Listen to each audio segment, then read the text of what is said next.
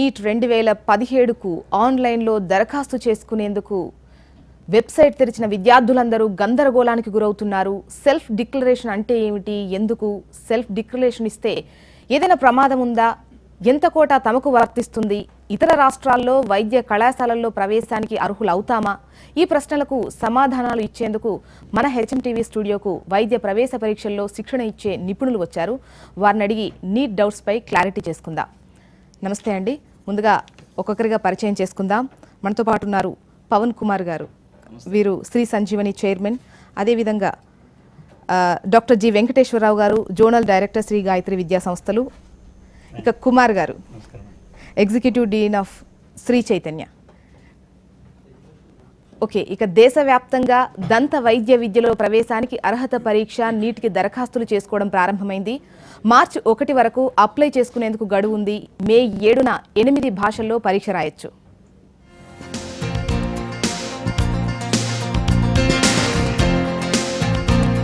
దేశవ్యాప్తంగా అన్ని ప్రభుత్వ, ప్రైవేటు మెడికల్ కాలేజీల్లో ఎంబీబీఎస్, బీడీఎస్ కోర్సుల్లో ప్రవేశానికి నీట్ 2017కు సిబిఎస్ఈ నోటిఫికేషన్ జారీ చేసింది.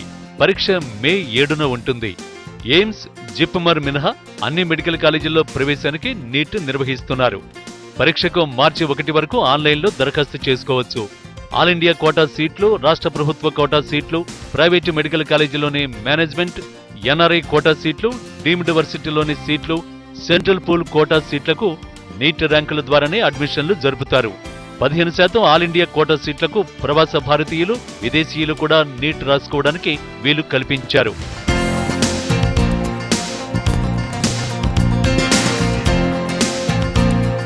బాటనీ, జువాలజీ, ఫిజిక్స్, కెమిస్ట్రీ సబ్జెక్టులతో ఇంటర్మీడియట్ ఉత్తీర్ణులై ఉండాలి.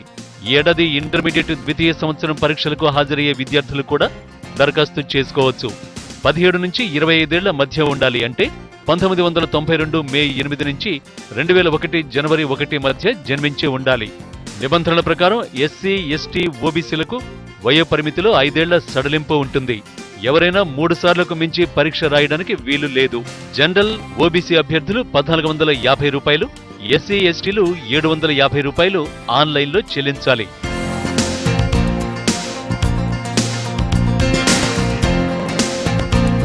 దేశవ్యాప్తంగా 80 నగరాల్లో 1500 కేంద్రాల్లో పరీక్ష నిర్వహిస్తారు.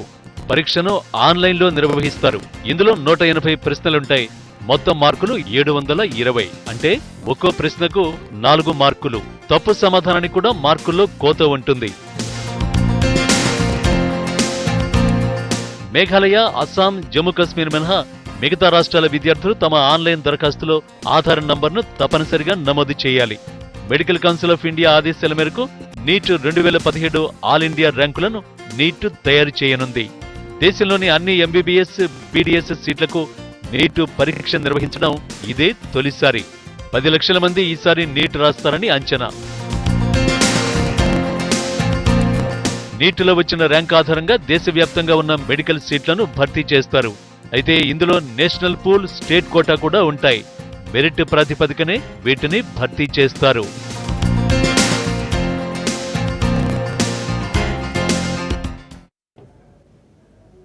ఓకే, ఇక మీకు నీట్ అప్లికేషన్ ఫిల్ చేయడంలో ఎటువంటి డౌట్స్ ఉన్నా కూడా స్క్రీన్ పై ఉన్న నంబర్స్కు కాల్ చేయండి. మరి మీ డౌట్స్ క్లారిఫై చేసేందుకే మనతో పాటు ఎక్స్పర్ట్స్ ఉన్నారు.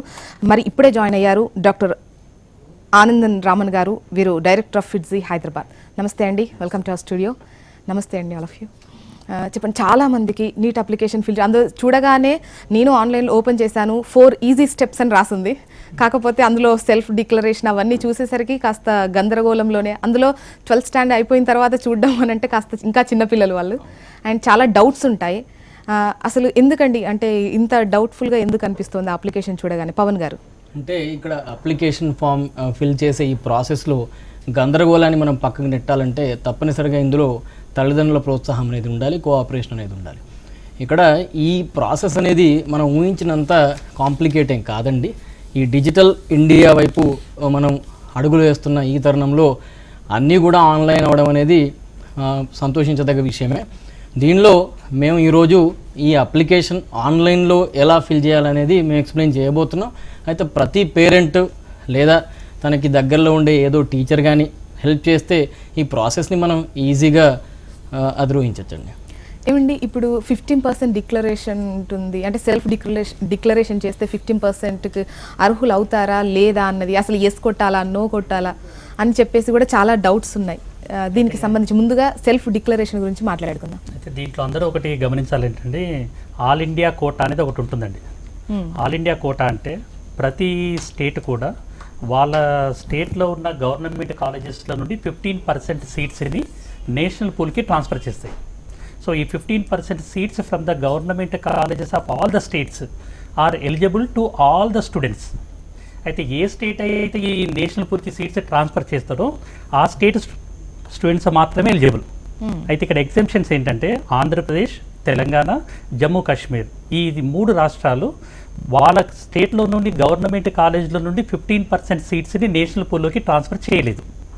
సో కాబట్టి ఈ 3 స్టేట్స్ స్టూడెంట్స్ ఈ 15% ఆల్ ఇండియా కోటాకి నాన్ ఎలిజిబుల్. ఎందుకు అనంటే మన ఈ 3 రాష్ట్రాలలో 100% సీట్స్ మన స్టూడెంట్స్కే అప్లికేబుల్ అవుతాయి. వేరే రాష్ట్రాలలో 85% సీట్స్ వాళ్ళ రాష్ట్ర విద్యార్థులకి, 15% సీట్స్ అందరికీ. సో ఈ మన 3 రాష్ట్రాలు ఆంధ్రప్రదేశ్, తెలంగాణ, జమ్మూ కాశ్మీర్ 100% సీట్స్ ఆ రాష్ట్రంలో చదువుతున్న విద్యార్థులకు మాత్రమే అప్లికేబుల్ అవుతాయి. కాబట్టి ఈ 3 రాష్ట్రాలు వాళ్ళ సీట్స్ని మిగిలిన వాళ్ళకి ఇవ్వడం లేదు. కాబట్టి the students of these 3 states are not applicable for national pool or 15% all India quota. Okay, యాక్చువల్గా దీని ప్రోమో చూసినప్పుడే చాలా మంది కాల్ చేసి, అంటే 7కి డిస్కషన్ అయినప్పటికీ ముందుగానే కాల్ చేసి ఇదే డౌట్ అడిగారు. అంటే అందులో ఎందుకండి ఆంధ్రప్రదేశ్, తెలంగాణ, జమ్మూ కాశ్మీర్కు సంబంధించినటువంటి సెల్ఫ్ డిక్లరేషన్కు సంబంధించి చూపించట్లేదు, సంథింగ్ ఏదో ప్రాబ్లం ఉంది అన్నారు. అది యాక్చువల్గా ఏంటంటే ఒక 1984లో ఎన్టీ రామారావు గారు ముఖ్యమంత్రిగా ఉన్నప్పుడు ఈ డిసిషన్ అనేది తీసుకోవడం జరిగింది. సో ఆ టైంలో ఈ డిసిషన్ అనేది very right decision for Andhra Pradesh and Telangana state students. కాకపోతే ప్రస్తుత పరిస్థితులలో ఈ మన రాష్ట్ర విద్యార్థులు నేషనల్ పూల్లో లేకపోవడం అనేది డెఫినెట్గా మన రాష్ట్ర విద్యార్థులకి కొంత డిసడ్వాంటేజ్. ఎందుకంటే ఈ మన 2 రాష్ట్రాల్లో ఉన్న విద్యార్థులు మిగిలిన విద్యార్థులతో పోలిస్తే, వేరే రాష్ట్రాల్లో ఉన్న విద్యార్థులతో పోలిస్తే quite hard working students. So ఇప్పుడు నేషనల్ పూల్లో దాదాపు 3500 సీట్స్ ఉంటాయి నేషనల్ పూల్లో. ఒకవేళ మనము నేషనల్ పూల్లో చేరితే నియర్లీ 450 సీట్స్ని మనం కాంట్రిబ్యూట్ చేయాలి. మనం 450 సీట్స్ని కాంట్రిబ్యూట్ చేస్తే మనకి 3950 సీట్స్కి ఎలిజిబిలిటీ వస్తుంది. ఓకే, సో ఈ 3950 సీట్స్లో నియర్లీ 75% సీట్స్ మన సదర్న్ స్టేట్ అండ్ వెస్టర్న్ స్టేట్స్లో ఉన్నాయి. సో మన రాష్ట్ర విద్యార్థులు ఈ సదర్న్కి వెస్టర్న్కి పోవడానికి చాలా హ్యాపీగా ఉంటారు. ఈస్టర్న్ స్టేట్స్కి, నార్థన్ స్టేట్స్కి అంత ఇంట్రెస్ట్ చూపించరు. సో డెఫినెట్గా మనము ఈ నేషనల్ పూల్లో లేకపోవడం అనేది కొంత డిసడ్వాంటేజే. బట్ అయినప్పటికీ ఇది ఒక గవర్నమెంట్ డిసిషన్ కాబట్టి మనం చేసేటట్టు ఏం లేదు. అంటే ఇంతకు ముందు అంటే ఎక్సెప్ట్ గవర్నమెంట్ చేసి ఓన్లీ ప్రైవేట్, లాస్ట్ టైం జరిగినప్పుడు ప్రైవేట్ వాళ్ళందరూ కూడా దీన్ని అప్లై చేసుకొని చేశారు. ఈసారి 2 కలిపేశారు. అంటే ఈసారి ఎలా ఉండబోతోంది అన్నది విద్యార్థుల్లో కూడా కాస్త ఉత్కంఠ ఉంది. ఏమంటారండి వెంకటేశ్వరరావు గారు? ఇప్పుడు లాస్ట్ ఇయర్తో పోలిస్తే లాస్ట్ ఇయర్ మనకు నీట్ ఎగ్జామ్ అనేది కండక్ట్ చేసినప్పటికీ ఏపీ మరి తెలంగాణలో ఉన్న గవర్నమెంట్ సీట్స్కి మాత్రం ఎంసెట్ ద్వారానే ఫిల్ చేశారు. అవును, ఓన్లీ ప్రైవేట్ మెడికల్ కాలేజ్ యొక్క సీట్ల కోసం నీట్ ర్యాంకును బేస్గా తీసుకొని కౌన్సిలింగ్ అనేది జరిగింది.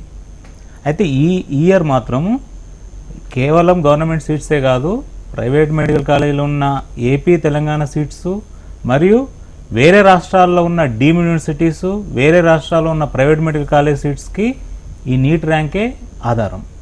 కాబట్టి స్టూడెంట్స్ కేవలం ఆల్ ఇండియా కోటా అనేది ఇట్ ఈజ్ ఓన్లీ అదర్ స్టేట్స్లో ఉన్న గవర్నమెంట్ సీట్స్కే ఎలిజిబిలిటీ పోతున్నాం తప్ప అదర్ స్టేట్స్లో ఉన్న డీమ్డ్ యూనివర్సిటీస్ కానీ, అదర్ స్టేట్స్లో ఉన్న అన్ని ప్రైవేట్ మెడికల్ కాలేజెస్ కానీ, ప్లస్ మన 2 స్టేట్స్ తెలుగు స్టేట్స్లలో ఉన్న గవర్నమెంట్ సీట్స్, ప్రైవేట్ మెడికల్ సీట్స్కి నీట్ పరీక్షనే ఆధారంగా ఉంటుంది.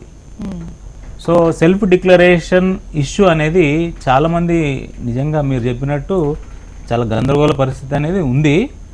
సో అంత గందరగోళ పరిస్థితి అయితే ప్రస్తుతానికి అవసరం లేదు. ఎందుకంటే కాకపోతే చిన్న క్లారిటీ వాళ్ళకి రావాల్సిన అవసరం ఉంది. ఈ కోటా ఏంది అనేది ఒకటి క్లారిటీ రావాలి. సో దిస్ 15% కోటా అనేది ఇప్పుడు సార్ చెప్పినట్టుగా అది కేవలం వేరే రాష్ట్రాల్లోని గవర్నమెంట్ మెడికల్ కాలేజ్ సీట్లకు మాత్రమే. ప్రైవేట్ మెడికల్ కాలేజెస్కి మనము సెల్ఫ్ డిక్లరేషన్ నో అని పెట్టినప్పటికీ వీఆర్ ఎలిజిబుల్. ఓకే. కాబట్టి సెల్ఫ్ డిక్లరేషన్ మనం ఏం పెట్టాలి, ఎస్ పెట్టాలా నో పెట్టాలా అని. మనకు ఈ అప్లికేషన్లో 4 స్టెప్స్ ఉన్నాయి. 4 ఈజీ స్టెప్స్ అని first step, second step, third step and 4th step ఇచ్చారు. అవును. ఫస్ట్ స్టెప్లో రిజిస్ట్రేషన్ ఉంది. ఆ రిజిస్ట్రేషన్ అప్పుడే to which state you belongs to అనేది ఒక ఆప్షన్. మనం అక్కడ తెలంగాణ లేదా ఆంధ్రప్రదేశ్ అని పెట్టగానే ఆటోమేటిక్గా by default it is going to no, self declaration no అనే దానికి వెళ్ళిపోతుంది. మనం ఇంకా దాన్ని మార్చాల్సిన అవసరం లేదు, మనం నెక్స్ట్ కంటిన్యూ కావాల్సిందే. సో అక్కడ ఏంటంటే కొద్దిమంది పేరెంట్స్ లేదా స్టూడెంట్స్ అత్యుత్సాహంతో మేము ఎందుకు ఎలిజిబుల్గా, మేము కూడా ఆల్ ఇండియా కోటా పెట్టుకుందాం, ఎస్ అని పెడదామని పెడుతున్నారు. సో అది పెట్టే ముందు ఒక్కసారి ఆ సెల్ఫ్ డిక్లరేషన్ చదివి ఉంటే వాళ్ళకి కంప్లీట్ క్లారిటీ వస్తుంది. సెల్ఫ్ డిక్లరేషన్ ఎస్ పెట్టడం వల్ల వాళ్ళు ఏం డిక్లరేషన్ ఇస్తున్నట్టు అంటే we are not belongs to this Telangana or AP states అని, లేదా we want claim any seats in these 2 states అని క్లాజులు అవి. కాబట్టి సెల్ఫ్ డిక్లరేషన్ ఖచ్చితంగా బై డిఫాల్ట్ నో ఉంటుంది. దాన్ని ఎస్ అని పెట్టకుండా నో అనే పెట్టి ప్రాసెస్ని కంటిన్యూ చేయడం మంచిది. అండ్ ఆనందరామన్ సార్, మీరు చెప్పండి, అంటే ఎటువంటి జాగ్రత్తలు తీసుకోవాలంటే ఫిల్ చేసేటప్పుడు ముందుగా ఇన్స్ట్రక్షన్స్ అన్నీ చదువుతాము, బట్ అయినప్పటికీ ఏదో తొందరపాటు, ఇప్పుడు సార్ చెప్పినట్టు ఎస్ఆర్ నో విషయంలో కూడా కొంచెం అత్యుత్సాహం ఉన్నట్టుగా కొన్ని సందర్భాల్లో ఎందుకు నో, ఇది కాకపోతే ఏంటి అన్నటువంటి డౌట్స్ వస్తూ ఉంటాయి. అంటే సింపుల్గా ఇలా ఈజీగా నింపగలం? ఇక్కడ ప్రధానంగా మనము ఈ పరీక్ష రాసే విద్యార్థుల్ని 2 భాగాలుగా మనం విభజించుకోవాలి. ఒకటి క్యాపిటల్ సిటీస్ లాంటి ప్లేస్లో, హయ్యర్ టౌన్స్లో ఎక్కడైతే పిల్లలకి ఆన్లైన్ ఎక్స్పోజర్ ఎక్కువ ఉందో అలాంటి చోట్ల మనం తీసుకోవాలి. సెకండ్, గ్రామీణ ప్రాంత విద్యార్థులు. ఎందుకంటే స్పెషల్గా మనం చూసినట్టయితే గ్రామీణ ప్రాంతంలో ఉంటూ ఒకవేళ ఏదైనా ఒక టౌన్లో వాళ్ళకి ఆన్లైన్ ఫెసిలిటీస్, ఆ నెట్వర్కింగ్ ఫెసిలిటీస్ అన్నీ కరెక్ట్గా లేనప్పుడు సిబిఎస్ఈ వాళ్ళు, సెంట్రల్ గవర్నమెంట్ వాళ్ళు కామన్ సర్వీస్ సెంటర్స్ అనేవి పెట్టారమ్మా. దీంట్లో కామన్ సర్వీస్ సెంటర్స్ ఇండియాలో ఉన్న చాలా రూరల్ కేంద్రాల్లో పెట్టారు. ఒక స్టూడెంట్కి అక్కడ అప్లికేషన్ ఫామ్ ఫిలప్ చేయడానికి అన్నిటికి కూడా అక్కడ హెల్ప్ చేస్తారు అట్ వెరీ నామినల్ కాస్ట్. అంటే అరౌండ్ 25 రూపీస్ తీసుకొని ఒక స్టూడెంట్ యొక్క అప్లికేషన్ ఫిలప్ చేయడం దగ్గర నుంచి వాళ్ళ కంప్లీట్ అన్ని డీటెయిల్స్ పెట్టే వరకు అక్కడ హెల్ప్ చేస్తున్నారు. ఒక గ్రామీణ ప్రాంతంలో ఉన్న వాళ్ళు ఎవ్వరు కూడా ఈ ఆన్లైన్ సిస్టమ్ కదా అని దీని నుంచి బెదిరాల్సిన అవసరం లేదు. సెకండ్ పాయింట్ ఇంకోటి ఏంటంటే ఏ పరీక్షకైనా మనం సాధారణంగా చేసే తప్పులు ఏమిటి? నెంబర్ 1, మనం కొన్నిసార్లు పేర్ల వరకు అన్నీ బాగానే చేస్తాం. చేసిన తర్వాత ఈ మన క్వాలిఫికేషన్స్ అండ్ మన డేట్ ఆఫ్ బర్త్ లేదా ఫీ పేమెంట్ దగ్గర వచ్చేసరికి మనం కొన్నిసార్లు ఏం చేస్తామంటే ఫామ్ సబ్మిట్ అయిపోయింది కదా అని అక్కడితో వదిలేస్తాం. కొన్ని సందర్భాల్లో ఇలా జరిగింది కూడా. ఒక స్టూడెంట్ తన ఫామ్ని కంప్లీట్గా ఫిలప్ చేశాడు, కానీ ఆ ఫైనల్ ఫీ పేమెంట్ అనేది ఆ ట్రాన్సాక్షన్ రిసిప్ట్ వచ్చిందా రాలేదా చూసుకోకుండా నా ఫామ్ ఫిలప్ అయిపోయింది అని ఒక భ్రమలో ఉంటారు ఒక స్టూడెంట్. మళ్ళీ దానికి వాళ్ళు ఎప్పుడు లాగిన్ అవుతారు? హాల్ టికెట్లు వస్తున్నాయి మీరు తీసుకోండి అని వాళ్ళ నుంచి కమ్యూనికేషన్ వచ్చినప్పుడు అప్పుడు లాగిన్ అవుతారు. ఆ రోజు తెలుస్తుంది నేను అసలు నా ట్రాన్సాక్షన్ ప్రాసెస్ కానప్పుడు నాకు హాల్ టికెట్ రాదని, అప్పుడు నా ఫీజు యాక్సెప్ట్ కాలేదని వస్తుంది. సో ఒక పేరెంట్ తీసుకోవాల్సిన జాగ్రత్త ఏంటంటే, ఒకటి స్పెషల్గా ఆన్లైన్ పద్ధతుల్లో ఎప్పుడు వెళ్ళినా కూడా filling up of form is very important. Second, ఇంకోటి ఏమిటంటే ఏమాత్రం డౌట్ ఉన్నా ఆ ఫామ్ ఫిల్లింగ్ అప్లో ఏమాత్రం డౌట్ ఉన్నా దానిపై కొంత సమయం వెచ్చించి జాగ్రత్తగా, ఎందుకంటే పిల్లలు 2 ఏళ్ల నుంచి 4 ఏళ్ల నుంచి తయారవుతున్నారు ఈ పరీక్ష కొరకు. ఏదో ఒక రోజులో, ఒక సంవత్సరంలో, ఒక నెలలో జరిగిన పరిస్థితి కాదు. 5 ఏళ్ల యొక్క శ్రమ ఈ విధంగా ఒక ఫామ్ ఫిలప్ వల్ల వృధాగా పోకూడదు అనేది ఉండాలి. కాబట్టి వాళ్ళు ప్రతి ఒక్క స్టెప్లో జాగ్రత్త తీసుకొని అలాగే ఈ కామన్ సర్వీస్ సెంటర్స్ని ఉపయోగించుకోవాలని నా మనవి. ఎందుకంటే ప్రభుత్వం మనకి ఈ పరంగా సహాయం చేస్తున్నప్పుడు వాటిని యూజ్ చేసుకొని ఇది చూశానమ్మా. దీంట్లో ఇంకోటి ఏంటంటే ఈ కామన్ సర్వీస్ సెంటర్స్లో కేవలం అప్లికేషన్ ఫామ్ ఫిలప్ చేయడమే కాకుండా ఆ తర్వాత స్టేజెస్లో కూడా మనం ఎప్పుడన్నా ఆన్లైన్ మన ఆన్సర్ స్క్రిప్ట్స్ వచ్చినప్పుడు ఆ ఛాలెంజెస్ కానివ్వండి ఏదున్నా కూడా అన్నిటికి కూడా దాంట్లో హెల్ప్ ఉందమ్మా. సో ఈ కామన్ సర్వీస్ సెంటర్స్ అనేది మనం హైలైట్ చేయాలి. ఎక్కడెక్కడ ప్లేస్లు ఉన్నాయో దాంట్లో ఉన్నాయి. ప్రతి స్టూడెంట్ దాన్ని చూసుకొని చేయవలసిందిగా నా మనవి. స్పెషల్గా గ్రామీణ విద్యార్థులు అండ్ టౌన్ విద్యార్థులందరికీ కూడా మళ్ళీ నేను చెప్తున్నాను. కానీ అప్లికేషన్ మనంతట మనం ఎన్నిసార్లు చూసినా, ఎన్నిసార్లు విన్నా ఇంకా జాగ్రత్త అన్నట్టుగానే ఉంటారు. కాకపోతే ప్రాక్టికల్గా ఒకసారి చేసి చూస్తే గనక, మనం చూపిస్తే గనక వాళ్ళకి ఇంకా డౌట్ అనేది ఇంకా ఏం లేకుండా చాలా చక్కగా క్లియర్గా చేస్తారు. అదే మనం ఇప్పుడు చేయబోతున్నామండి. పవన్ గారు మీరు చూపిస్తారు కదా, ఈలోగా కాలర్స్తోని మీరు కనుక ఎటువంటి డౌట్స్ ఉన్నా కూడా స్క్రీన్ పై ఉన్న నంబర్స్కి కాల్ చేయండి, మీ డౌట్స్ని క్లారిఫై చేసుకోండి. ముందుగా మనం అసలు అప్లికేషన్ ఎలా ఫిల్ చేయాలి, అందులో ఏ ఇన్స్ట్రక్షన్స్ ఉన్నాయో ఒకసారి చూద్దాం. పవన్ గారు చూపిస్తారు. ఇంతకుముందు చెప్పినట్టుగా ఇది చాలా సరళతరం అండి. దీనిలో మీరు ఏదైతే నీటికి సంబంధించిన అఫీషియల్ వెబ్సైట్ ఉందో దానిలోకి లాగిన్ అవ్వండి. cbse.neet.nic.in లాగిన్ అయిన తర్వాత ఆటోమేటిక్గా దానిలో మీరు హోమ్ పేజ్ చూడొచ్చు. ఆ హోమ్ పేజ్ కొంచెం స్క్రోల్ డౌన్ అయిన తర్వాత ఆన్లైన్ సర్వీసెస్లోకి వెళ్ళి దానిలో అప్లై ఆన్లైన్ అని క్లిక్ చేయగానే ముందు మనకు కొన్ని ఇన్స్ట్రక్షన్స్ వస్తాయండి. ఇక్కడ స్టూడెంట్ చేసే మొదటి తప్పే ఇన్స్ట్రక్షన్స్ అనేవి పూర్తిగా చదవకుండా అవుట్ ఆఫ్ ఎక్సైట్మెంట్, అంటే ఈ సార్ ముందే చెప్పినట్టు 25 రూపాయలు లేదా ఆ గంటలోనే నేను ఈ వర్క్ కంప్లీట్ చేసుకొని వెళ్ళాలేమో అని చెప్పి వితౌట్ రీడింగ్ ఇన్స్ట్రక్షన్స్ వీళ్ళు అప్లికేషన్ ఫామ్ ఫిల్ చేయడం అనేది చేస్తూ ఉంటారు. ఈ ప్రతి స్టూడెంట్కి మరియు వారి తల్లిదండ్రులకు మేము చేసే మనవి ఏంటంటే మీరందరూ కూడా కొంచెం ఓపికతో ఆ ఇన్స్ట్రక్షన్స్ని చదవండి. అవి ఇంగ్లీష్లోనే ఉంటాయి, వాటిని తర్జుమా చేసుకోండి, లేదంటే ఎవరి సహాయం అన్న తీసుకొని వాటి ఇన్స్ట్రక్షన్స్ని పూర్తిగా చదివిన తర్వాతనే మీరు ముందుకు వెళ్ళాలి. ఇక్కడ మనం అప్లై ఆన్లైన్ వెళ్ళిన తర్వాత మీరు చూస్తే మీ పర్సనల్ డీటెయిల్స్ నుండి ఇది మొదలవుతుందండి. అప్లై ఆన్లైన్ ఇన్స్ట్రక్షన్స్ చదివిన తర్వాత మీ పర్సనల్ డీటెయిల్స్ నుండి ఇది మొదలవుతుంది. అంటే మీ నేమ్ కానీ లేకపోతే ఫాదర్ నేమ్, మదర్ నేమ్, ఇతరత్ర డీటెయిల్స్ అన్నీ నింపిన తర్వాత మన డేట్ ఆఫ్ బర్త్ విషయంలో కొంచెం జాగ్రత్త.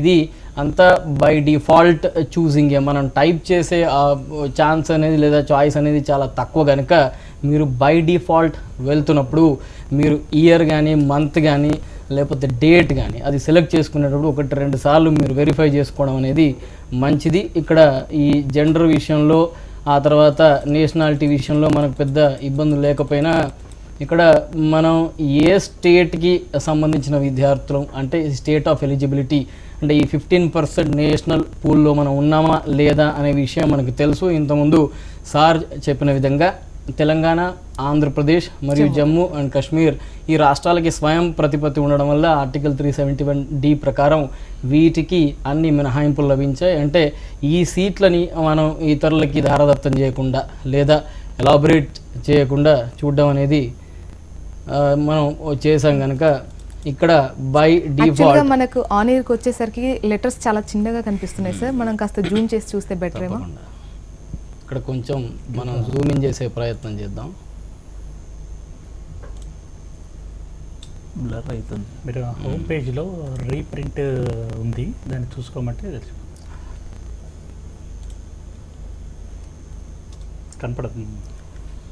కొద్దిగా పేజ్ డిస్ప్లే అనేది కష్టతరంగా ఉన్నా ఇక్కడ మనం గుర్తుపెట్టుకోవాల్సిన విషయం ఏంటంటే ఈ నేషనాలిటీ తర్వాత ఈ 15% ఎలిజిబిలిటీ దేని గురించి అయితే మనం మాట్లాడుకుంటున్నామో ఎక్కువ ఎంఫసైజ్ చేస్తున్నామో అక్కడ మనం మన రాష్ట్రం టైప్ చేయగానే తెలంగాణ స్టేట్ కానీ లేదా ఆంధ్రప్రదేశ్ స్టేట్ టైప్ చేయగానే బై డిఫాల్ట్ అక్కడ హెల్ప్ అనే ఆప్షన్ ఒకటి ఉందండి. అక్కడ సెల్ఫ్ డిక్లరేషన్ ఇంతకుముందు రావు గారు చెప్పినట్టు ఆ సెల్ఫ్ డిక్లరేషన్కి మనం నో చెప్తూ ముందుకు వెళ్ళడమే మంచిది. మరొకసారి చెప్తున్నామండి, సెల్ఫ్ డిక్లరేషన్ ఫామ్ అపెండిక్స్ 3లో ఉంది.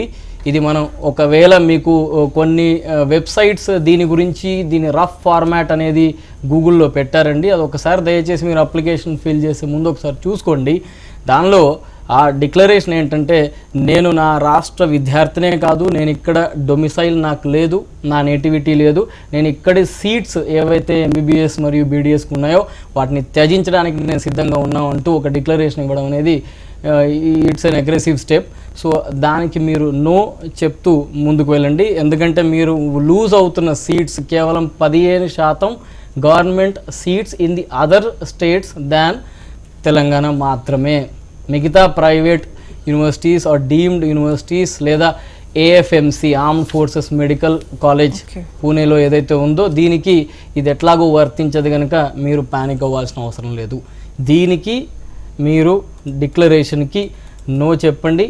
ఆ తర్వాత మీరు ఇక్కడ ఒకటి గుర్తుపెట్టుకోవాల్సిన విషయం ఏంటంటే కొన్ని ఈశాన్య రాష్ట్రాలు మరియు జమ్మూ అండ్ కాశ్మీర్లో ఆధార్ కార్డ్ వితరణ అనేది పూర్తి స్థాయిలో జరగలేదు కనుక ఆ రాష్ట్రాలకు కొద్ది మేరకు మినహాయింపు లభించింది. మన ఆధార్ కార్డ్ యుఐడి అనేది దగ్గర పెట్టుకొని ఆ డీటెయిల్స్ అనేవి ఇక్కడ ప్రాపర్గా ఫిల్ చేయాలండి. జాగ్రత్తగా ఏ నెంబర్లు ఉన్నాయో కరెక్ట్గా చూసుకోండి. దానిలో ఏమాత్రం ఒకవేళ ఆధార్ కార్డు ఆల్రెడీ లేని వాళ్ళకి కూడా ఒక ఫెసిలిటీ ఇచ్చారండి మళ్ళీ దీంట్లో. ఇప్పటికి వరకు ఆధార్ కార్డు ఒకవేళ ఎవరి దగ్గర లేకున్నట్టయితే వాళ్ళు కొన్ని ఆధార్ సెంటర్స్లో వాళ్ళు రిజిస్టర్ చేసుకున్నటువంటి కొన్ని రిసీప్ట్స్ కూడా వాళ్ళు ప్రూఫ్గా పెట్టొచ్చండి. ఇప్పుడు అంటే రెడీమేడ్గా ఆధార్ కార్డు లేనప్పుడు వాళ్ళకి ఆధార్ సర్వీస్ సెంటర్కి వెళ్ళి అక్కడ వాళ్ళు ఇప్పుడు ఆధార్ ఈ ప్లేస్ లో కనుక మన ఈ కాలంలో ఏం ఫిల్ చేయకపోతే అది నెక్స్ట్ స్టెప్ కు తీసుకుంటుందా, ఆ తర్వాత అది ఫిల్ చేయాలమ్మా. ఎందుకంటే ఆధార్ కార్డు ఇప్పుడు ఫర్ ఎగ్జాంపుల్ నేను అది పవన్ గారు చెప్పారు, ఇప్పుడు ఇన్స్ట్రక్షన్ ఫస్ట్ చదవండి అన్నారు. ఇన్స్ట్రక్షన్లో చాలా క్లారిటీగా ఇచ్చారు. అంటే ఆధార్ కార్డు ఉందా, ఆధార్ కార్డు లేని పక్షంలో మీరు ఏం చేయాలి అనేది ఉంది అక్కడ దాంట్లో. అంటే ఆధార్ కార్డు లేని పక్షంలో కొన్ని ఆధార్ సెంటర్స్ ఏవైతే ఉన్నాయో అక్కడికి వెళ్ళి మీరు ఫస్ట్ దానికి రిజిస్టర్ చేసుకోండి. రిజిస్టర్ చేసుకొని వాళ్ళు ఒక రిజిస్ట్రేషన్ నెంబర్ ఒకటి ఇస్తున్నారు, ఆ నెంబర్ మీరు ఎంటర్ చేసినా పర్వాలేదు అంటున్నారు. కాబట్టి ఆ నెంబర్ ఎంటర్ చేసి నెక్స్ట్ ముందుకు వెళ్ళడం మంచిది. దీంతో పాటు చాలా చక్కటి క్లారిటీ అండి. ఎందుకంటే క్లారిటీ అండి, ఆధార్ నంబర్ ఉన్నంత మాత్రాన సరిపోదండి. ఆధార్ కార్డు పైన నేమ్, వాళ్ళ 10th క్లాస్ సర్టిఫికేట్ పైన నేమ్ రెండు టాలీ కావాలండి. ఒకవేళ నేమ్ కనుక టాలీ కాకపోతే వాళ్ళ ఎగ్జిస్టింగ్ ఆధార్ కార్డ్ని వ్యాలిడేట్ చేయించుకోవాలి. అది మీ సేవా సెంటర్స్లలో వ్యాలిడేట్ చేస్తారు అది. అండ్ ఆధార్ కార్డు పైన డేట్ ఆఫ్ బర్త్ ఉండాలి. అయితే కొన్ని ఆధార్ కార్డ్స్ పైన ఓన్లీ ఇయర్ ఆఫ్ బర్త్ మాత్రమే ఉంది. సో ఆ ఇయర్ ఆఫ్ బర్త్ ఉన్న వాళ్ళు వాళ్ళ డేట్ ఆఫ్ బర్త్ని కూడా వ్యాలిడేట్ చేయించుకున్న తర్వాతనే వాళ్ళు అప్లికేషన్ ఫామ్ని ఫిలప్ చేయాలి. ఎందుకు అనంటే వాళ్ళ గవర్నమెంట్ డేటా అంతా కూడా ఈ ఆధార్ నంబర్ అనేది వాళ్ళ దగ్గర ఆల్రెడీ ఉంది.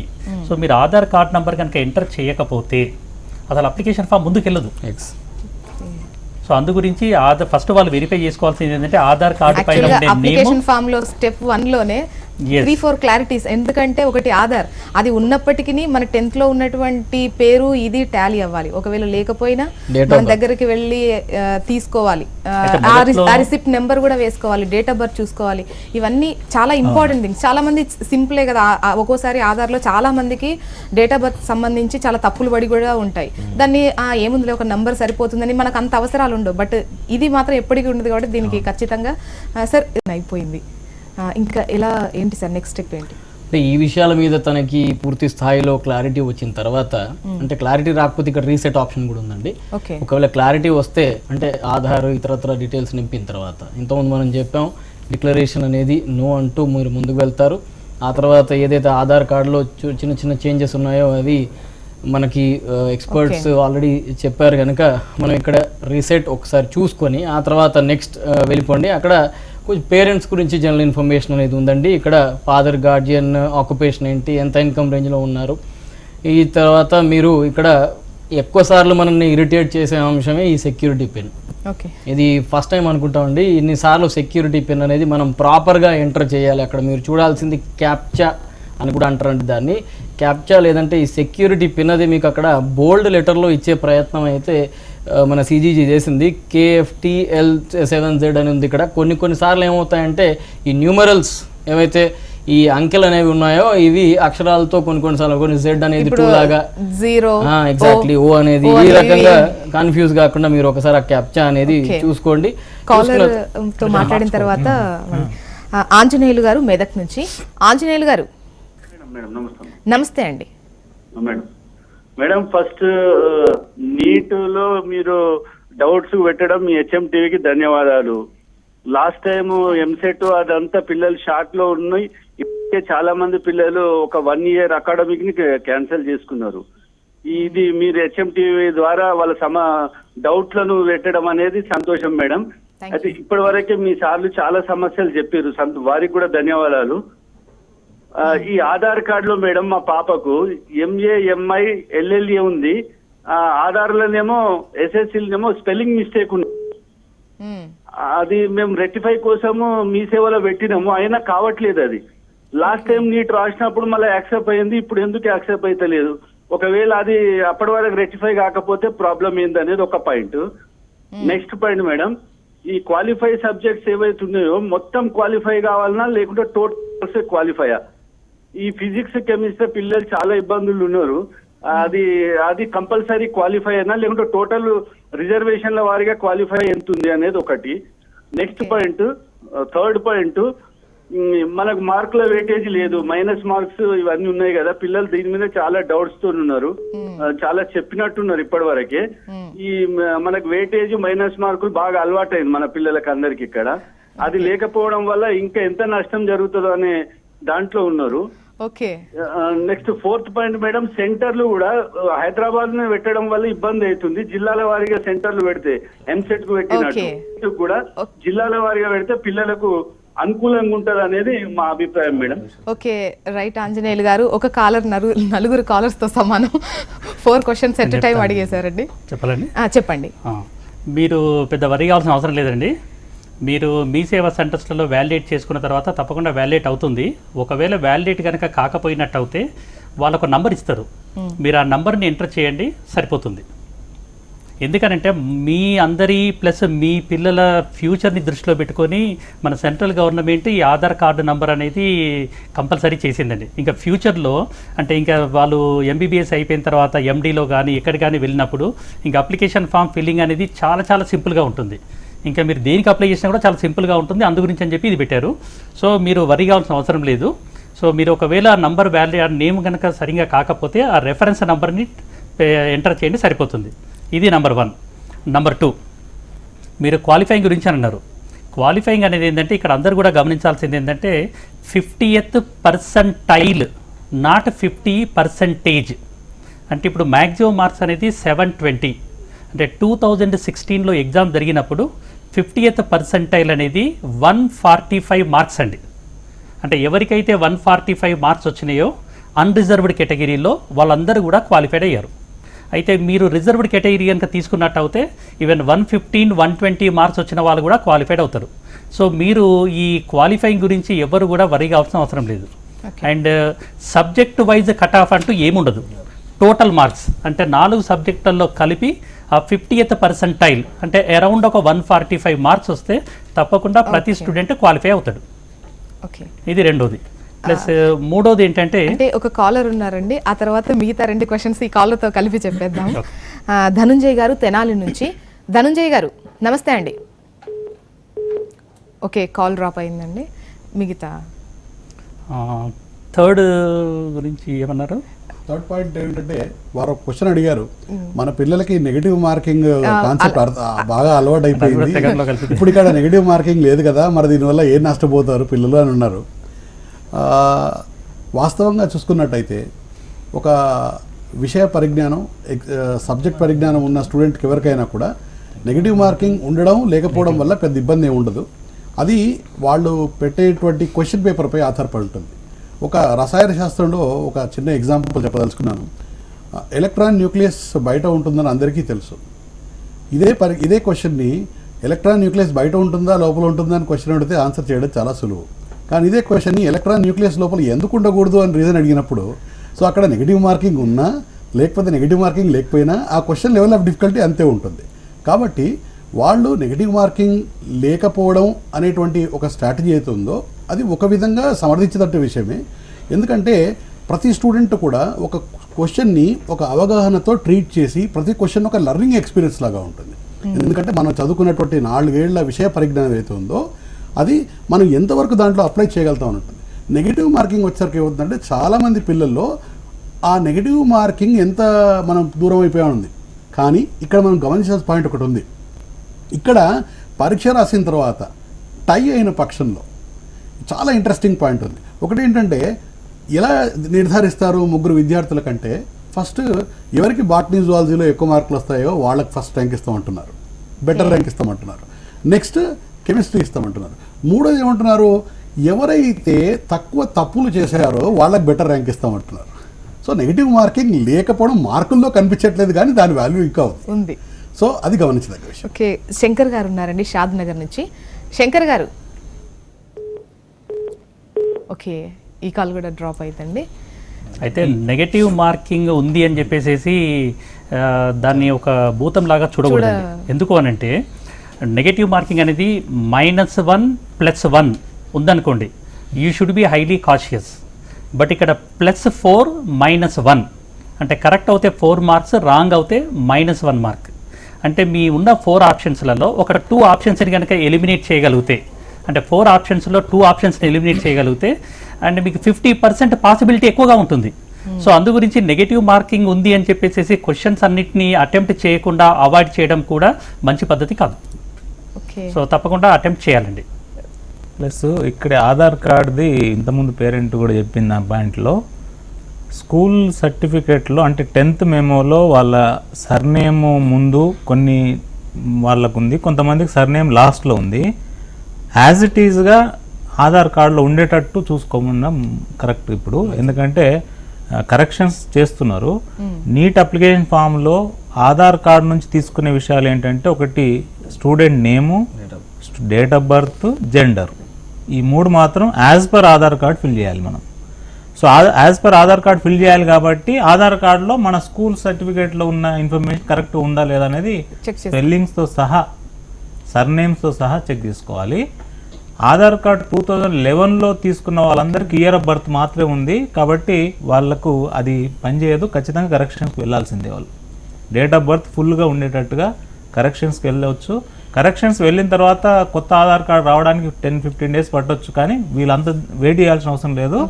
వాళ్ళు కరెక్షన్ చేయగానే ఒక ఐడిని ఇస్తున్నారు, ఐడిని మనం ఎంటర్ చేస్తే సరిపోతుంది. ఓకే. ప్లస్ అప్లికేషన్ ఫామ్ నింపేటప్పుడు అక్కడ ఆప్షన్స్లో Aadhaar card, ration card, passport అలా ఉన్నాయి. సో మాకు ఆధార్ కార్డులో తప్పు ఉంది కాబట్టి వేరేది ఏదైనా పెడదాంలే అని మన స్టేట్స్ వాళ్ళు పెట్టకూడదు. ఖచ్చితంగా మనం ఆధార్ కార్డు అనే పెట్టాలి అక్కడ. ఎందుకంటే ఎక్సెప్ట్ జమ్మూ కాశ్మీర్, అస్సాం, మేఘాలయాలు మాత్రమే అదర్ ఆప్షన్స్కు పాసిబిలిటీ ఇచ్చాడు. మనం మాత్రం ఖచ్చితంగా అక్కడ ఆధార్ కార్డే సెలెక్ట్ చేయాలి, ఆధార్ కార్డ్ నంబర్ని మనం పెట్టాలి. ఆధార్ కార్డ్ లేకపోతే సార్ చెప్పినట్టుగా ఖచ్చితంగా ప్రతి ఫెసిలిటేషన్ సెంటర్లో రిజిస్ట్రేషన్ నంబర్ ఇస్తున్నారు, ఆ రిజిస్ట్రేషన్ నంబర్ ఎంటర్ చేసి కంటిన్యూ చేయొచ్చు. ఇంకొకటి దీంట్లో మన ఆంధ్రప్రదేశ్, తెలంగాణకు ఒక ఇంపార్టెంట్ పాయింట్ ఉంది. మన దగ్గర చాలామంది పిల్లలు NRIs and person of Indian origin and OCI వాళ్ళు ఉంటారు. అలాంటి కేసుల్లో వాళ్ళకి ఆధార్ ఉండదు. అలాంటి పిల్లలంతా కూడా వాళ్ళ పాస్పోర్ట్ నెంబర్ ఇస్తే సరిపోతుంది. So passport number is the only criteria for students who is NRI or ఏపీసీఓ. స్పెషల్గా మన తెలుగు రాష్ట్రాల్లో చాలామంది లాస్ట్ 10 yearsలో తీసుకున్నట్టయితే చాలామంది విద్యాభ్యాసానికి కోసం ఇండియాకి వస్తున్నారు. అక్కడే ఉండకుండా విద్యాభ్యాసానికి ఇక్కడ వచ్చేసి ఇక్కడ మెడిసిన్ అయిన తర్వాత మళ్ళీ వెళ్ళడం అలాంటివి చేస్తున్నారు. కాబట్టి అలాంటి వాళ్ళ కేసులో passport number is sufficient. So Aadhaar may not be mandatory in such kind of cases. Okay అండి, కాలర్ ఉన్నారు, తీసుకుందాం. శంకర్, షాద్ నగర్ నుంచి. శంకర్ గారు. ఓకే, నెక్స్ట్ కాలర్ అమరేశ్వర్ గారు ఉన్నారు. అమరేశ్వర్ గారు. హలో మేడం, చెప్పండి. నమస్తే మేడం. నమస్తే అండి. మా పాపకి ఆల్రెడీ అప్లికేషన్ ఫిల్అప్ చేసి అయిపోయిందండి. సెల్ఫ్ డిక్లరేషన్లోనేమో వచ్చి ఎస్ అని పెట్టేసింది. ఓకే, దానివల్ల ఏమైనా ప్రాబ్లం ఉంటుందంటారా? మీరు ఏదైతే అప్లికేషన్ ఫామ్ని ఆల్రెడీ సబ్మిట్ చేశారో మీకు లాస్ట్ డేట్ అయిన తర్వాత ఒక 1 week తర్వాత వాళ్ళు మనకి ఛాన్సెస్ ఇస్తున్నారు. అంటే మీరు కొన్ని మార్పులు చేయడానికి. సో ఆ టైంలో మీరు తప్పకుండా ఆ మార్పులు చేయొచ్చు. సో దాని గురించి ఏమీ మీరు వరి కావాల్సిన అవసరం లేదండి. మనకి ఎడిట్ ఆప్షన్ అనేది ఎప్పటికీ ఉంటుంది కనుక మీరేం వరి అవ్వాల్సిన అవసరం లేదు. ప్రశాంతి గారు ఉన్నారండి ఖమ్మం నుంచి. ప్రశాంతి గారు. హలో, చెప్పండి ప్రశాంతి గారు. మా పాప ఇప్పుడు 2nd year అండి బైపీసీ. ఇప్పుడు 720 అంటున్నారు కదా. 720కి ఎంత పాస్ మార్క్స్ వస్తే ఎలిజిబుల్ అవుతారండి మామూలుగా? మీదేమైనా రిజర్వేషన్ ఉందా అండి, లేకపోతే జనరల్ కేటగిరీ స్టూడెంట్సా? ఒకవేళ ఏమైనా రిజర్వేషన్ ఉంటే 420 ఆ ప్రాంతంలో నుంచి మొదలుపెట్టి 380 వరకు లాస్ట్ ఇయర్ గణాంకాలు చెప్తున్నాయి. అదే రిజర్వేషన్ లేని పక్షంలో 530 వరకు స్కోర్ చేస్తే మంచి కాలేజ్లో సీట్ వచ్చే అవకాశాలు ఉన్నాయని చెప్తున్నారండి. అయితే ఇది పేపర్ స్టాండర్డ్ని బట్టి టైం టు టైం ఇది వేరీ అవుతుంది కనుక మనం ఖచ్చితమైన అనాలిటిక్స్ అయితే ఇవ్వలేము. అది ఇక్కడ మేము ఇచ్చే సలహా ఒకటే, 180 ప్రశ్నల్ని టార్గెట్ చేసి దానిలో తప్పులు దొర్లి అందులో నెగిటివ్ మార్క్స్ స్కోర్ చేసే కంటే తను నిర్దిష్టంగా ఒక 120 మార్కుల నుంచి 150 మార్కుల మధ్య ఒక టార్గెట్ పెట్టుకొని తన వీక్ సబ్జెక్ట్ ఏదైతే ఉందో బాటనీ, జువాలజీ, ఫిజిక్స్ అండ్ కెమిస్ట్రీలో దానికి కొంచెం లెస్ ప్రిఫరెన్స్ అనేది ఇస్తూ ఎగ్జామ్ అటెంప్ట్ చేయడం అనేది ముందు నుంచి అలవరుచుకుంటే ఈ మార్జిన్లో అంటే కంపల్సరీగా సీట్ ర్యాంకింగ్ మార్జిన్ ఏదైతే ఉందో 350 మార్క్స్ నుంచి 550 మార్క్స్ ఆర్ అబోవ్ అందులో వచ్చే అవకాశాలు మెండుగా ఉంటాయండి. ఓకే, ఇంతకుముందు ఒక కాలర్ చేసినప్పుడు అండి, అంటే ఇలా ఎస్ అని పెట్టేశాము డిక్లరేషన్ విషయంలో, ఇదేమన్నా 1 వీక్లో ఆ ప్రాబ్లమ్ని మనం సాల్వ్ చేసుకోవచ్చు అని చెప్తున్నారు. మరి అంటే ఇంకా ఎటువంటి మిస్టేక్ జరిగినా కూడా ఆ 1 వీక్ టైంలో మనం రెక్టిఫై చేసుకునేటువంటి ఛాన్స్ ఉంటుందా? కరెక్షన్స్కి చాలా వరకు కరెక్షన్స్కి చేయొచ్చు. కొన్ని పాయింట్స్ మాత్రం వీ కెనాట్ కరెక్ట్. ఓకే, అవి ఏంటంటే నేమ్, ఇప్పుడు ఆధార్ కార్డు ప్రకారంగా నేమ్ ఎంటర్ అవ్వడం, అక్కడ తప్పు ఎంటర్ అయింది అంటే దాన్ని కరెక్షన్ చేయడానికి లేదు. డేట్ ఆఫ్ బర్త్ కరెక్షన్ లేదు, సెంటర్ ఆఫ్ ఎగ్జామినేషన్ కరెక్షన్ లేదు. So whatever the centre we are choosing now that is final, మనం చేంజ్ చేయడానికి ఉండదు. సో మిగతాయి ఏంటంటే క్వాలిఫికేషన్ దగ్గర కానీ మదర్ ఫాదర్ నేమ్స్. సో ఇక్కడ ఇంకొక పాయింట్ మనం మెన్షన్ చేయాలి, ఆధార్ కార్డులో ఫాదర్ నేము ఒకవేళ తప్పున్నా మనం దాన్ని కరెక్షన్స్కి వెళ్ళాల్సిన అవసరం ఏం లేదు. ఎందుకంటే ఫాదర్ మదర్ నేమ్స్ను మనము ఎస్ఎస్సి మేము ఆధారంగా ఫిల్ చేయాలి. Okay, only student name, date of birth, gender, ఈ 3 మాత్రమే ఆధార్ కార్డు ప్రకారంగా ఫిల్ చేయాల్సి ఉంటుంది. కాబట్టి ఫాదర్ నేమ్ ఒకవేళ ఇనీషియల్ లేదు, ఫుల్గా సర్నేమ్ లేదు, అట్లాంటివి ఉన్నా ఇప్పుడు దాని కరెక్షన్స్కి వెళ్ళాల్సిన అవసరం ఏం లేదు. ఎస్ఎస్సి మేము ప్రకారంగా మనం ఫిల్ చేయొచ్చు. ఓకే, కాలర్ ఉన్నారండి సాయి ఒంగోలు నుంచి. సాయి గారు, నాకు ఎన్సీసీ బీ క్యాట్ ఉంది, దానివల్ల ఏమన్నా క్వాలిఫై మార్క్స్ తగ్గిద్దా? ఒకసారి మీ క్వశ్చన్ మళ్ళీ అడిగారా? ఇప్పుడు నాకు దానివల్ల ఏమైనా క్వాలిఫై ఇక్కడ చెప్పండి. చెప్పండి. దీంట్లో ఇచ్చినటువంటి రిజర్వేషన్స్ క్రైటీరియాలో ఒకటి other backward caste or scheduled caste, scheduled tribe or physically handicapped, ఈ 4 కేటగిరీలు మాత్రమే స్పెసిఫై చేశారండి. ఈ 4 కేటగిరీస్లో మాత్రమే మీకు క్వాలిఫికేషన్ మార్క్ తగ్గుతుంది తప్ప మిగతా వాటిలో ఎక్కడ కూడా క్వాలిఫికేషన్ మార్క్ తగ్గదండి. ఓకే, సుబోధ్ హైదరాబాద్ నుంచి ఉన్నారండి. Subodh garu, good evening madam. Good evening అండి. I have 2 doubts. చెప్పండి. ఫస్ట్ వన్, మనకి 15% నేషనల్ కోటా లేదు కనుక will we be eligible for national institutes like AFMC and others? Second one is like MSET, మనకి NCC and sports quota ఉందా? Okay, రావు గారు, neat ద్వారా national institutes అయిన ఏఎఫ్ఎంసీకి మనం ఎలిజిబిలిటీ ఉంటుంది. మనం నీట్ స్కోర్ అనేది ఏఎఫ్ఎంసీకి తీసుకుంటారు కాబట్టి దానికి సరిపోతుంది. ఇక ఎన్సీసీవి reservation is applicable as per the government రూల్సే, ఏ ఎగ్జామ్కైనా ఉంటుంది, అది ఏ మెడికల్ కాలేజ్కైనా ఆ రూల్స్ ఉంటాయి. అయితే ఇక్కడ ఇంకొక పాయింట్ ఏంటంటే నీట్ అప్లై చేసి నీట్ ఎగ్జామ్ రాయగానే సరిపోదు. ఈ నీట్ ఎగ్జామ్ రాసిన తర్వాత లేదా 15th ఏప్రిల్ నుంచి మనకు హాల్ టికెట్స్ డౌన్లోడ్ స్టార్ట్ అవుతుంది నీట్వి. హాల్ టికెట్ నెంబర్ జనరేట్ అయిన తర్వాత again we have to apply for AFMC, again we have to apply for BHU, again we have to apply for MGMS. ఇవి 3 major institutes అండి, national institutes. ఈ 3 కూడా ఖచ్చితంగా NEET score ఆధారంగానే ఉంటుంది, but we have to apply again. అంటే చాలామంది వాళ్ళు ఏం చేస్తున్నారంటే నీట్ అప్లై చేసాము, నీట్ ఎగ్జామ్ రాసాము, అయిపోయింది, మాకు ఇంక ఏఎఫ్ఎంసీ ఎప్పుడు వస్తుంది ఎక్కడ అనేది. ఇవి ఇన్స్టిట్యూట్స్ ఖచ్చితంగా మనం అప్లై చేయాలి, అంటే రిజిస్టర్ చేయాలి. స్కోర్ మాత్రం వాళ్ళు నీట్ స్కోర్నే తీసుకొని ఫిల్లింగ్ ఆఫ్ సీట్స్ జరుగుతుంది, కానీ అప్లై మాత్రం ఏప్రిల్లో మనం చేయాల్సి వస్తుంది. ఓకే అండి. నెక్స్ట్ సజీం నెల్లూరు నుంచి ఉన్నారండి. సజీం గారు, నమస్తే మేడం. నమస్తే అండి. మేడం, మా బాబుకి 10th క్లాస్లో ఒక అక్షరం తేడా ఉంది మేడం. మొహమ్మద్ ఈడి అని ఉంది 10th క్లాస్లో, ఇప్పుడు ఆధార్లో ఏడి అని ఉంది మేడం. ఓకే, ఇది కరెక్షన్ కూడా పెట్టాక వర్జన రాలా, కరెక్షన్ ఐడెంటిఫై ఇది అప్లై చేయొచ్చు. అదే మేడం, అప్లై చేయొచ్చు కదా కరెక్షన్ కాపీ. యాక్చువల్గా మరి రెండిట్లలో ఏది రైట్? 10th మెమో ఇప్పుడు 10th మెమో రైటా అండి, లేకపోతే ఆధార్ నంబర్, ఆధార్లో ఉన్నటువంటి నేమ్ రైటా? 10th క్లాసే right madam. Okay, 10th class right అవుతే మీరు ఆధార్లో ఉన్న నేమ్ని వ్యాలిడేట్ చేయించుకోవచ్చండి. అది వ్యాలిడేట్ చేయించుకోండి, మీరు మీ సేవా సెంటర్స్లలో మీరు అది చేసుకోవచ్చు. అది చేసుకున్న తర్వాతనే మీరు అప్లికేషన్ ఫామ్ని ఫిలప్ చేయండి. ఓకే, పవన్ గారు, మనం నెక్స్ట్ స్టెప్ చూద్దామా? అవునండి. ఆ తర్వాత మనం పేరెంట్స్ డీటెయిల్స్ వాళ్ళ అంటే ఇక్కడ ఇన్కమ్ రేంజ్ కూడా అడుగుతున్నారు. ఆ తర్వాత మనకి ఓటీపీ అంటే one time password reference number అనేది రావడం జరుగుతుంది. ఆ రిఫరెన్స్ నెంబర్ అనేది స్క్రీన్ మీద ఉండే రిఫరెన్స్ నెంబరే. అది మనకి ఇంకా వేరే దగ్గర పంపేదేం కాదు, ఈమెయిల్లో వచ్చేదో లేదా ఫోన్కి వచ్చేది కాదు. ఈ ఓటీపీ రిఫరెన్స్ అనేది మీ అప్లికేషన్ ఫామ్లో ఉండేది కనుక మీరు దాన్ని చూస్తూ పైన చూస్తూ కింద ఫిల్ చేయండి. అది ఫిల్ చేయడానికి కూడా మనకి ఓటీపీ ఫోన్ అంజలి ఉన్నారండి కాలర్. వన్ టైం పాస్వర్డ్ అనేది మనం ఏ మొబైల్ నంబర్ అయితే రిజిస్టర్ చేస్తామో ఆ మొబైల్ వస్తుంది.